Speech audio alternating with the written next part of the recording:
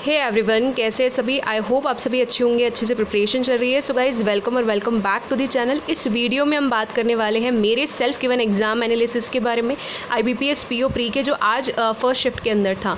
तो video start करने से पहले एक छोटी सी रिक्वेस्ट है कि अगर आपका सेम शिफ्ट में एग्जाम था तो प्लीज़ कॉमेंट करके बताइएगा कि आपका एग्जाम कैसा हुआ, कितने नंबर ऑफ अटैम्प्ट्स रहे, कौन सा सेक्शन आपको ज़्यादा मॉडरेट लग रहा था, ठीक है। एंड प्लस आपका कोई भी क्वेश्चन हो जो भी आपको रिकॉल हो तो प्लीज़ बताइएगा, ठीक है। सो यहाँ पे बात करने वाले हैं मेरे एग्ज़ाम एनालिसिस के बारे में। जैसा कि मैंने आपको कहा, तो मुझे क्वांट जो है वो सबसे ज़्यादा कैलकुलेटिव लगा। इवन मुझे आज के पेपर में ऐसा लग रहा था कि शायद मेरी जो वी कैन से कि स्पीड है ना, स्पीड भी कम हो रही थी। डेफिनेटली वो एक ऑब्वियस बात होती है कि अगर आपका कैलकुलेटिव है तो स्पीड तो कम होती ही है, बट पैनिकनेस ऐसा मुझे नहीं हुआ, क्योंकि आइडिया था मुझे कि क्वांट कैलकुलेटिव आ रहा है, तो मैं I was mentally prepared for it. तो ऐसा by the grace of God कुछ भी नहीं हुआ।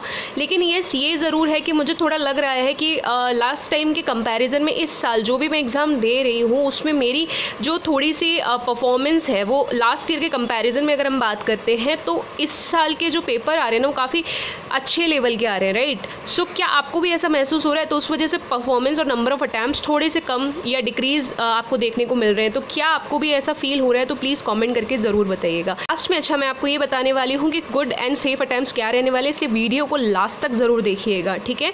तो सबसे पहले हम बात कर रहे हैं यहाँ पे इंग्लिश के बारे में। तो ये सारी चीज़ें मेमोरी बेस्ड है, मुझे जितना याद है मैं आपको बताने की कोशिश करूँगी। इंग्लिश में एक RC दिया हुआ था, that is based on global warming, ठीक है। और इंग्लिश जो थी वो काफ़ी डुएबल थी, ठीक है, डुएबल थी इंग्लिश। अगर आपकी इंग्लिश अच्छी है तो आप आराम से ना 22 से 23 आराम से निकाल सकते हो, इतना इंग्लिश आ रखा था। सो दैट वाज आपका 7 to 8 क्वेश्चन दे रखे थे, जिसमें एक मिटिगेट वर्ड दे रखा था और उसका अपोजिट इंटेंसिफाई होगा, क्योंकि मिटिगेट का मतलब होता है कम करना, ठीक है। और ये वर्ड काफ़ी ज़्यादा आता है एग्जामिनेशन के अंदर, ठीक है। फिर ड्राइविंग या ड्राइवर ऐसे कर समथिंग कुछ वर्ड दे रखा था, उसका आई थिंक सिनोनिम बताना था, राइट। अब मुझे वो ध्यान नहीं है और मैंने शायद स्किप कर दिया है ये क्वेश्चन, मुझे इसका आंसर भी याद नहीं आ रहा। एक फिलर का क्वेश्चन था जिसमें आंसर आएगा इन ऑर्डर टू समथिंग, ऐसा ऑप्शन में था, ये वाला आंसर था। एक ट्रू एंड फॉल्स का क्वेश्चन था जिसमें option I think second last था या आई डोंट नो, शायद उसमें एक वर्ड था लैक करके, क्योंकि जब पैसेज पढ़ते हैं तो उसमें इंटर कनेक्शन बता रखा था। अगर कोई चीज़ इंटर कनेक्टेड है आपस में तो मतलब ये फॉल्स, ट्रू या फॉल्स का क्वेश्चन था, सॉरी नॉट ट्रू पूछ रखा था आपसे। तो उसमें आपका क्या है कि ये लेक दे रखा था, मतलब कि ये ऑप्शन हो जाने वाला था। तो इस तरीके से आपके ग्लोबल वार्मिंग पे बेस्ड RC आ रखा था एंड डायरेक्ट क्वेश्चन के आंसर्स मिल रहे थे, ठीक है। बहुत ज़्यादा कॉम्प्रीहेंड नहीं करना पड़ रहा था उसको। Para jumble as it is old pattern पे था और विलियंस करके, सॉरी विलियंस नहीं, विलेंस पर बेस्ड आपका एक पैरा दे रखा था जो कि 6 उसमें सेंटेंसेस थे। फर्स्ट आपका जो है वो E दे रखा था, ठीक है, और जो लास्ट बन रहा था वो F बन रहा था। जब मैंने पैसेज पढ़ा था ये वाला तभी मैं समझ गई थी कि E फर्स्ट बनेगा, F लास्ट बनेगा, लेकिन मैंने कहा यार लास्ट में एक बार कर लेंगे, थोड़ा सा अपन RC कर लेते हैं एंड उसके बाद में मैं पैरा जंबल कर लूँगी कि बीच में अपन पैरिंग करके फिर करेंगे, ठीक है। अब पहली बार मेरे साथ ऐसा हुआ था रियल एग्जामिनेशन में, जब मैंने फर्स्ट तो हमेशा आइडेंटिफाई हो जाता है, लेकिन लास्ट वाला सेंटेंस इतना जल्दी आइडेंटिफाई नहीं हो पाता है, ठीक है, कुछ ना कुछ कन्फ्यूजन क्रिएट होता है। बट इस बार मुझे फाइंड हो गया था, राइट। लेकिन हुआ क्या कि जब मैं RC कर रही थी तो उसमें शायद 1-2 क्वेश्चंस में ज़्यादा टाइम लग गया, ठीक है। तो मुझे लगा कि ठीक है मैं कर लूँगी। अब वहाँ मुझे 1 मिनट दिख रहा था जो टाइमर है वहाँ पे, बट जैसे मैं क्वेश्चन करने गई शायद मेरी देखने में मिस्टेक हुई थी या क्या चीज़ हुई थी, आई डोंट नो, एंड उसके बाद मुझे डायरेक्ट क्वांट ओपन हो गया। तो मतलब पहरा जंबल जो है वो पूरा अटैम्प्ट नहीं कर पाई मैं। अगर मैं इसको अटैम्प्ट करती तो शायद मेरे अटैम्प्ट थोड़े से इंक्रीज़ हो जाते थे, बट इट्स ओके, अब कुछ कर तो सकते नहीं थे उस मोमेंट पे। तो थोड़ा सा ये था कि स्पीड जो थी वो मेरी थोड़ी कम रही वैसे कंपैरिजन में। अगर मैं आपको बताऊं लास्ट ईयर के कंपैरिजन में या पहले भी अभी एग्जाम्स दिए हैं प्री के, उसके कंपैरिजन में इंग्लिश की स्पीड मुझे कम लगी अपनी यहाँ पे।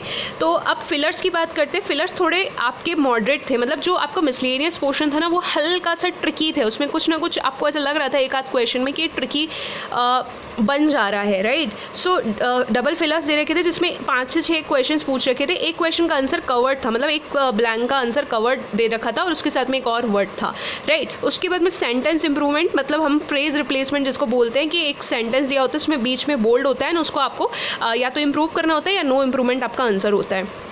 उसके बेसिस पे आपके 4 से 5 क्वेश्चंस दे रखे थे, ठीक है।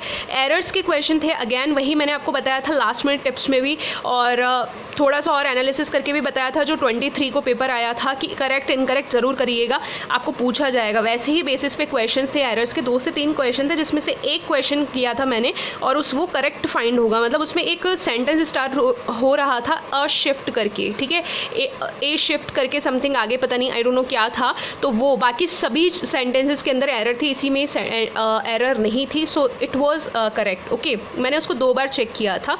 उसके बाद में अगर हम बात करते हैं तो वर्ड्स स्वैप के क्वेश्चंस थे, ठीक है। वर्ड्स स्वैप के क्वेश्चन काफ़ी इजी थे, जिसमें 2 ऑप्शंस में तो मेरा ए एंड डी आ रहा था, तो ऑप्शन में ही आपका सिंगल ए एंड डी दे रखा था और उसके साथ में एक और बी जैसे पेयर था जो कि आपका स्वैपिंग हो रही थी उसके अंदर। तो इंग्लिश के अंदर ये कुछ दे रखा था। सो क्वांट के अंदर जो पूछा गया था, डीआई के अंदर 3 डीआई थी, ठीक है, pie chart, double pie chart दे रखा था, and quant was very very calculative, ठीक है। ये मतलब डुएबल तो था, बट हम ये बोल सकते बहुत ज़्यादा टाइम लग रहा था ना, बहुत ज़्यादा टाइम लग रहा था। तो इसके अंदर आपकी एक पाई चार्ट के अंदर आपको टोटल दे रखा था, ठीक है, और दूसरी पाई चार्ट जो दे रखी थी उसके अंदर आपको वी कैन से फीमेल्स दे रखी थी। तो फीमेल्स के अंदर एक वेरिएबल दे रखा था आपका जिसका वैल्यू मेरा 100 आया था और वाई की वैल्यू 30 आई थी, फिर मेल की वैल्यू निकालनी थी एंड उस पे बेसिस पे क्वेश्चंस थे। और क्वेश्चंस भी ऐसे नहीं थे कि एकदम 1 लाइनर क्वेश्चंस, नो, उसमें 2 से 3 लाइन के क्वेश्चंस बने हुए थे सारे जो भी पूछे गए थे। तो 4-5 क्वेश्चंस थे इसके। फिर एक टेबुलर डीआई दे रखी थी, that is completely based on variable. तो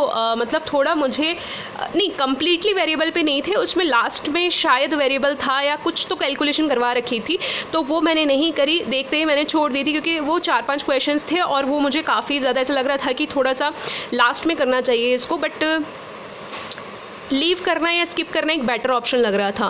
फिर बात करते कैसलेट की। कैसलेट इजी थी, ठीक है, टेबल फॉर्म में उसको डालना था, एक वेन आता है, एक टेबल आता है, तो टेबल फॉर्म में उसको डालना था।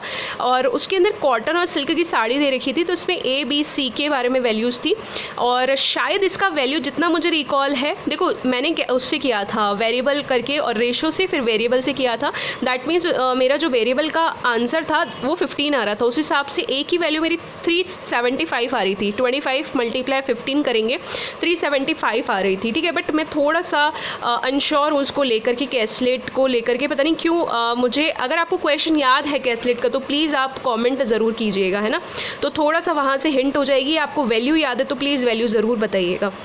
क्वाड्रेटिक इक्वेशन के अंदर 4-5 क्वेश्चंस थे, बहुत ज़्यादा इजी थे और उसमें 1-2 क्वेश्चन में शायद CND आंसर आ रहा था, बट एक क्वेश्चन का तो मुझे याद है कि CND आया था उसके अंदर, ठीक है। फिर बात करते हैं missing number series. Again series आपकी मिसिंग थी, बट जो लॉजिक था वो थोड़ा ट्रिकी दे रखा था, प्लस थोड़ी लेंदी सी थी। तो उसमें एक सीरीज़ का आंसर मेरा 1198 था, एक सीरीज़ मुझे याद तो नहीं है लेकिन उसके अंदर आपका 4 का क्यूब प्लस 1, 5 का क्यूब प्लस 1 ऐसे करके, तो आंसर आ रहा था लास्ट में आपका 8 का क्यूब प्लस 1 करके, एंड आपका आंसर था शायद 1300 समथिंग कुछ आंसर आ रहा था। एक सीरीज़ में आपका डबल डिफरेंस पे आंसर आ रहा था और एक सीरीज़ थी जिसमें 93 और 39 ऐसे करके आपको ऐड करके और वो चीज़ निकालनी थी आपको, ठीक है। तो इस तरीके से 5 से 6 क्वेश्चंस थे। फिर आते हैं अर्थमेटिक पे। Arithmetic was very very calculative, okay. तो टाइम एंड वर्क का, अभी मुझे सिर्फ टाइम एंड वर्क का ही क्वेश्चन याद आ रहा है, रिकॉल हो पा रहा है, क्योंकि मेरे क्वांट में जो नंबर ऑफ अटैम्प्ट्स हुए कंपैरिजन अगर हम करें रीजनिंग और इंग्लिश से तो काफ़ी कम हुए हैं, ठीक है। सो इस हिसाब से मेरा टाइम एंड वर्क के अंदर अगर मैं बताऊँ शायद 25 उसका आंसर आ रहा था, प्लीज़ इसको भी कंफर्म कीजिएगा कमेंट के अंदर, ठीक है। सो दिस इज़ पूरा का पूरा क्वांट। एंड बाकी बात करते हैं अगर हर्षल सर इसका बेसिकली अगर उन्होंने मेमोरी बेस्ड पेपर करवाएंगे अगर हर्षल सर, तो मैं डेफिनेटली आप लोगों के साथ टेलीग्राम पे शेयर कर दूंगी। अदरवाइज़ आपको जो क्वेश्चन याद है आप बताइएगा, उसका सोल्यूशन करके भी मैं आपको टेलीग्राम पे प्रोवाइड करवा दूंगी, ठीक है। So this is from my side about quant. And अब बात करते हैं रीजनिंग की, ठीक है। रीजनिंग में आंसर भी मैच कर लेना आपने। सो पजल एंड सिटिंग अरेंजमेंट जो पूछे गए थे, flat and floor I left क्योंकि उतना टाइम नहीं बन रहा था मेरे पास में, ठीक है। सो 5 क्वेश्चन इसके दे रखे थे, आई थिंक वेरिएबल भी था, मैंने ठीक से देखा भी नहीं था इस क्वेश्चन को, तो मैंने देखते ही बस फ्लैट एंड फ्लोर है उसको छोड़ दिया था। फिर उसके बाद स्क्वायर बेस था, इन आउट दे रखे थे 8 पर्सन्स थे और G I think odd one out था क्योंकि जी जो है वो साइड पे बैठा हुआ था, ओके, सो 5 क्वेश्चन से it's what very very easy, एक गो में बन गई थी। और लीनियर की बात करते तो 9 पर्सन्स थे और एग्जैक्टली यही आंसर आ रहा था मेरा, तो आप लोगों का आंसर मैच कर लीजिए। कंपैरिजन बेस्ड पजल में 6 पर्सन्स थे, उसमें शायद मार्क्स के बारे में बात करी थी। तो एक इक्वेशन थी कि कुछ वैल्यू x की होगी तो फिर दूसरा वाला जो है वो x+2 होगा, और ऐसे करके आपकी 3 चीज़ें बन रही थी। तो इसमें जो a है ना, a की वैल्यू आई थिंक 61 मार्क्स पूछ रखे थे उसमें कि एक के पॉसिबल मार्क्स कितने हो रखे हैं ना, ऐसे ही करके कुछ उन्होंने पूछा हुआ था। सो 2 से 3 क्वेश्चन इसके थे, ईजिली बन गई थी ये। उसके बाद हम बात करते हैं यहाँ पे ईयर, एज एंड वेरिएबल वाली पजल का, जो मुझे याद है जितना। देखो 1985 से शुरू था, 2003 तक था, 5 लोग थे और वेरिएबल तो दे रखे थे, प्लेसेस, ठीक है। जो बेस ईयर था वो 2023 था, तो उस हिसाब से इनका जो मेरा सीक्वेंस आया वो दैट इज़ ये आया है, ठीक है। अब मुझे टी का याद नहीं है कि टी का प्लेस क्या था, तो इसका आंसर ये आ रहा था, ये आराम से बन गई थी, 1 गो में बन गई थी, ठीक है। 3 पॉसिबिलिटी इसकी बनी थी। फिर मैंने फर्स्ट मतलब एक तो होता है ना जो करेक्ट होता है, इसके अलावा 2 पॉसिबिलिटी बनी थी ये। सिलॉक्स के 2 से 3 क्वेश्चन एकदम ईजी से थे, ओनली एंड फ्यू वाले बेसिस पे थे, ठीक है। तो ये था। उसके बाद इनइक्वालिटी में एक क्वेश्चन ट्रिकी दे रखा था, जो SNR वाला, अगर आपको याद होगा तो, है ना, SNR वाला, उसके अंदर आपके बोथ फॉलो होंगे। और हम स्टार्टिंग में ऐसे कर लेंगे कि लाइक ओनली फर्स्ट फॉलो कर देंगे, बट ऐसा नहीं होगा, उसमें बोथ फॉलो होंगे, ठीक है। वो थोड़ा सा ट्रिकी दे रखा था, बाकी अच्छा क्वेश्चन था। सो 3-4 क्वेश्चन थे इसके इजी थे एकदम। उसके बाद में ब्लड रिलेशन के 2 से 3 क्वेश्चन थे, वो भी बहुत ज़्यादा इजी थे। ऐसा कुछ ब्लड रिलेशन में ट्रिकी नहीं दे रखा था। उसके बाद में बात करते हैं word formation, very very important. इसका एक क्वेश्चन था, मर्केंडाइज करके एक वर्ड दे रखा था, तो इसमें मोर देन 1 वर्ड बनेगा। तो आई थिंक उसका जो लेटर होता है ना कि मोर देन 1 बनेगा, तो Z शायद उसका लेटर दे रखा था, या तो Z देते हैं या X देते हैं एग्जाम के अंदर, तो अभी मुझे इतना याद नहीं है। मुझे जितना याद आ रहा है Z था, तो उसका बन रहा था नेम, मेन और मीन, ऐसे करके इसके 2 से 1 से ज़्यादा वर्ड बन रहे थे, ठीक है।